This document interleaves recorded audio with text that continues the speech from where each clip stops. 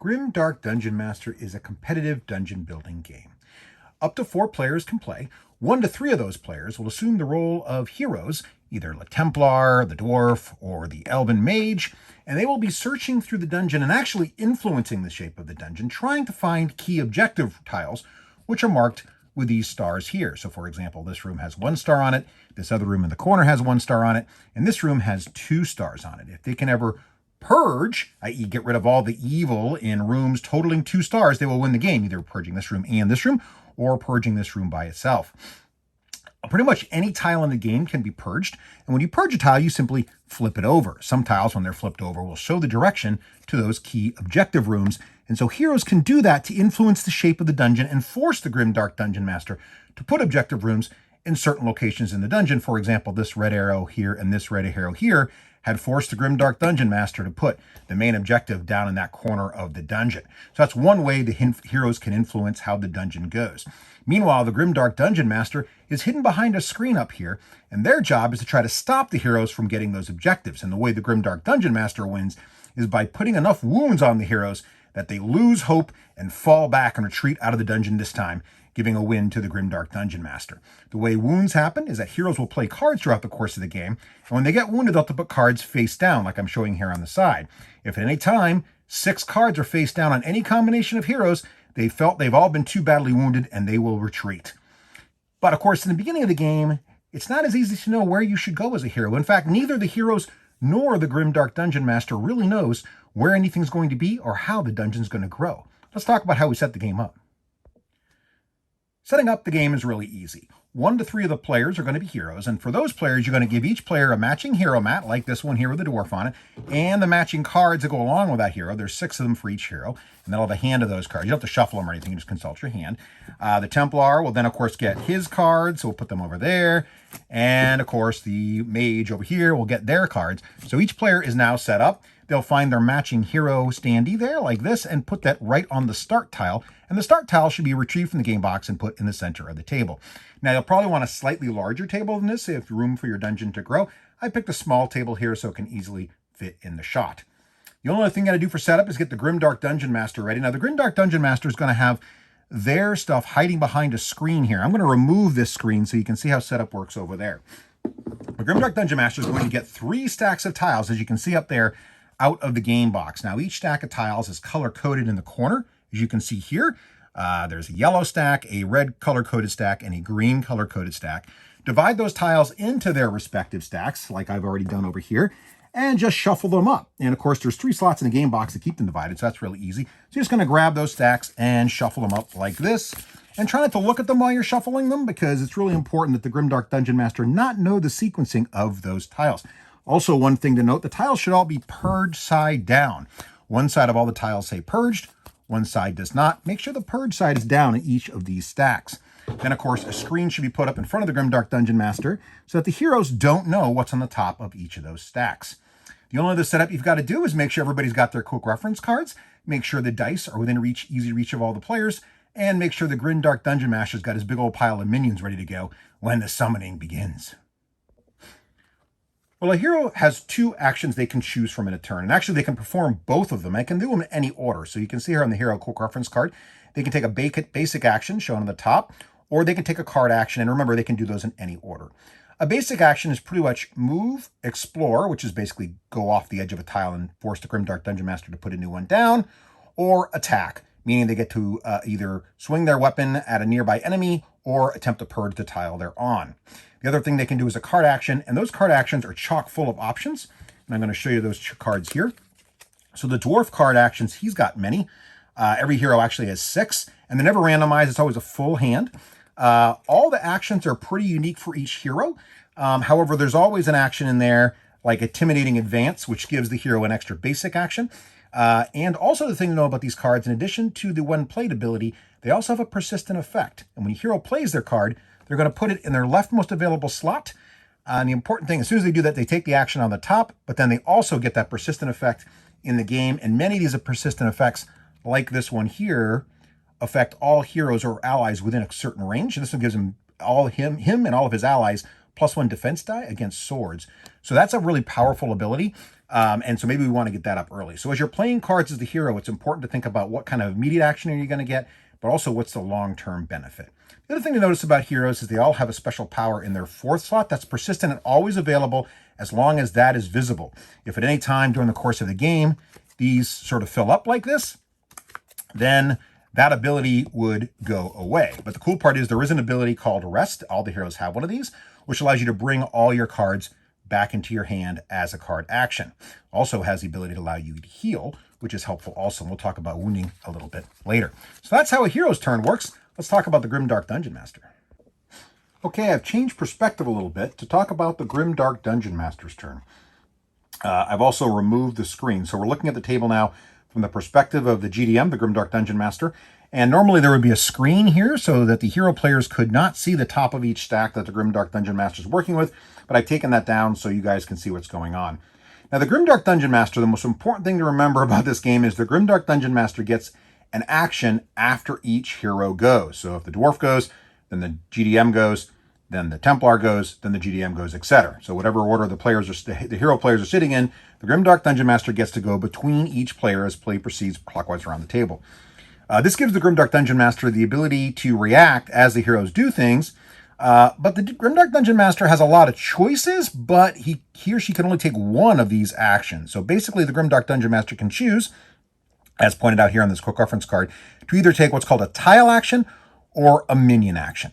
So a tile action is something going on with the tiles, and that means either taking one of these tiles from the top of one of the stacks and placing it into the dungeon. And if the Grimdark Dungeon Master was to do that, he or she would pick one of these tiles and place it anywhere in the dungeon as long as it's orthogonal to a tile that's already out there like that, just adjacent to it like that. Now, one thing worth noting is that sometimes the location of those tiles can be forced, as we talked about in the beginning with the arrows for the objective tiles. Now, also, the other thing that the Grimdark Dungeon Master can do as a tile action, instead of taking a tile off one of the stacks, they can activate a tile that's already out in the dungeon, for example. And you can spot those easily with these little black boxes of text. So these are actions the Grimdark Dungeon Master can take because those tiles already exist. Both of these actions happen to be on tiles that would summon minions into the dungeon. So, for example, this one says Open Tombs, add up to 2 skull icon minions to this tile. So the Grimdark Dungeon Master could grab a couple of skeletons. I'm going to grab the minions right over here. And you can see that on their base, there are icons showing us that it has a skull on it. So that tells us this is one of the guys we can summon onto that space. And then the rest of the icons tell us about his attack type and the amount of attack dice he gets to roll, as well as defense dice also when being attacked. So we're going to go ahead and put both of these guys. I'm going to summon 2 of them. He could take that as an action and put them there. Or the Grimdark Dungeon Master could take a minion action instead. So those first 2 actions I described were tile actions. So again, either simply activate a tile on the board or play a tile to the table from behind your screen. Or you can activate minions that are already in the dungeon. In this case, there are only some minions already in the dungeon. They're right over here. They're the 2 cultist minions. And minion actions are very simple. The Grimdark Dungeon Master can either move the minions 1 tile like that as his or her action, or the minions could attack. And again, we'll talk more about combat in a minute. But the icons on the basis tell us the type of attack it is. Those little starburst icons there, they basically mean these guys are essentially shooting fire from their hands, like a burning hands type spell. And this means it's an area of effect attack, which means it hits the adjacent tile plus 1 consecutive tile. So they actually could go ahead and hits all the models on these. So these 2 guys could go ahead and attempt to fry those heroes. So if I were the Grimdark Dungeon Master in this situation, I think that's the action I would do. Because remember, if you can get 6 wounds on those heroes at any point in the game, you win, and here's a chance to get 2 of them right on the heroes there. So that's the basics of a Grimdark Dungeon Master turn. Let's take a quick look at a combat example. To attack with these skeleton archers, for example, we would look at the icon on their base that is red. In this case, it is a red bow. We would count up all the red bows on the same base, or same tile. In this case, there are 2. And so we would know that we can make a ranged attack following the bow rules, and we'll have 2 red dice because there are 2 skeletons on that tile. Archers, bows, can attack a single target. So they're going to target the dwarf, and all heroes get 1 defense dice to start, but then we'll have to go ahead and look all over the table for any hero who has a face-up card with a persistent ability that might affect it.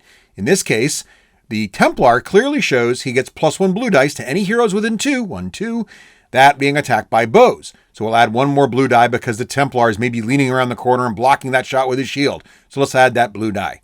Now all we got to do is let's see if the dwarf's going to take any wounds. So we're going to go ahead and roll the red dice and see how many swords we get. And then we're going to go ahead and roll the blue dice, that would be the dwarf rolling the blue dice, to see how many shields he gets. If the attack gets more swords than shields, then the dwarf would have taken a wound. But in this case, he managed to block the attack. Maybe the Templar helped him out, and he is not wounded from this brutal assault of arrows. Let's talk a bit about what would have happened if the dwarf had been wounded. Let's pretend for a moment that the dwarf's mat looks like this, with 2 cards already in play. When the dwarf is wounded, or any hero is actually wounded, he is faced with a choice. He can turn either of his cards face down that are already on his mat, choosing carefully because those persistent effects will be canceled when he turns a card face down. Or if he likes both the cards that are already face up and wants to keep them, he can take a card out of his hand and place it face down instead. In either case, every time you take a wound, it doesn't matter how many swords beat your shields, by the way, it just is considered a success. If you roll 4 swords and only 1 shield, it's still only 1 wound for the hero. They'll have to put a card face down, either a card already on their mat face down or a card out of their hand face down. Let's walk through what might be considered a complex combat example. In this situation, the elf player would love to use the Chain Lightning spell. Now, as you can see here, this is a card they can play. And you can see in the when played section, you can start with an adjacent tile and then select that tile plus 2 more, so 3 consecutive tiles, and attempt to attack all the minions on those tiles. And you also can attempt to purge any of those tiles that no longer have any minions on them. So a very powerful action indeed, and we are set up for a really sweet attempt that could even possibly win the game for the heroes.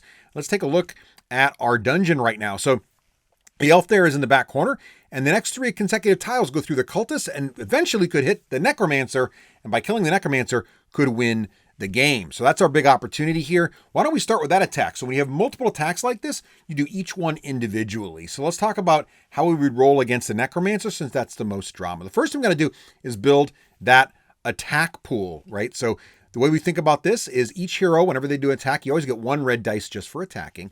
And then you look for any bonuses that might be available on any face-up hero cards that would apply to the situation. So on the bottom of the Chain Lightning card, we can see there's a persistent effect that all heroes get +1 red die when attacking minions. Of course, the necromancer is a minion, so we get that. Unfortunately, there's not any other bonuses at this time. Checking all the persistent abilities, nothing else helps looking around the table. So we're only going to get 2 attack dice for the elf. Now, the Grimdark Dungeon Master gets to build a defense pool, and the way we do that is we look at the icons on the base of the minion being attacked. So the Necromancer's got 3 blue dice icons. That means he gets a defense pool of 3. So let's roll those attack dice. The elf rolls terribly and rolls no swords, so the Necromancer doesn't have to roll defense dice, so the Necromancer is safe. But now we got to finish the Chain Lightning spell, which also attacks the 2 cultists there who are online, and we do the attacks one at a time. Again, the elf's going to get 2 dice, so we're going to roll those for each minion, and each of these minions only has 1 blue defense die, so they're a little easier to kill. So let's roll for the first one here. The elf rolls a little bit off the screen there, but looks like 3 swords! That can't be defended because the max shields on a die is only 2. So the first cultist is slain. There's no hit points in this game, just remove them from the table. And again, the second attack from the elf hits. The cultist does not roll a save either, and is also destroyed. Now I have a chance to purge these tiles as well.